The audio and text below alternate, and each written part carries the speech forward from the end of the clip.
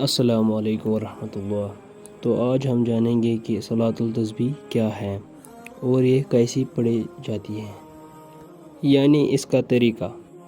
حدیث شریف میں نماز تسبیح کی بڑی فضیلت آئی ہے۔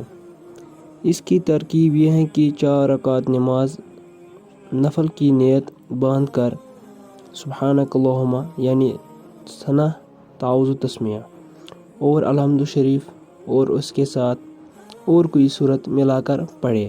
رکوع میں جانے سے پہلے یہ تسبیح پڑھے: سبحان اللہ والحمد للہ ولا الہ الا اللہ واللہ اکبر۔ یہ تسبیح 15 مرتبہ پڑھے رکوع میں جانے سے پہلے، اور پھر رکوع میں جائے۔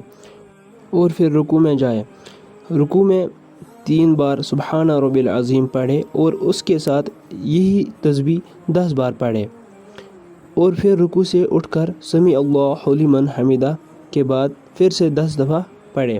پھر سجدے میں جائے اور 3 بار سجدے میں سبحان ربی العالی، اس کے ساتھ یہی تسبیح 10 دفعہ پڑھے۔ پھر سجدے سے اٹھ کر پھر سے 10 دفعہ یہی تسبیح پڑھے۔ اس کے بعد دوسرے سجدے میں بھی اسی طرح پہلے سبحان ربی العالی 3 بار اور پھر یہی تسبیح 10 بار پڑھے۔ پھر سجدے سے اٹھ کر بیٹھ جائے اور یہی تسبیح 10 دفعہ پڑھے، اور پھر دوسری رکعت کے لیے کھڑے ہو جائے اور اسی ترتیب سے دوسری رکعت پوری کریں۔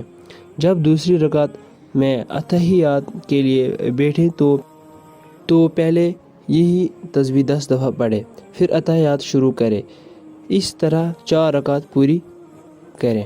تو یہ تھا صلاۃ التسبیح کا طریقہ۔ اب ہم جانیں گے کہ اس کا فائدہ کیا ہے، صلاۃ التسبیح پڑھنے کا فائدہ کیا ہے۔ رسول اللہ صلی اللہ علیہ وسلم نے اپنے چچا حضرت عباس رضی اللہ تعالیٰ عنہ کو یہ نماز خاص اہتمام سے سکھائی تھی اور فرمایا تھا کہ اس سے تمہارے چھوٹے بڑے، نئے پرانے، اگلے یا پچھلے سب گناہ معاف ہو جائیں گے۔ اگر ہو سکے تو ہر روز پڑھ لیا کرو، اور ہر روز نہ ہو سکے تو ہفتے میں 1 بار پڑھ لیا کرو۔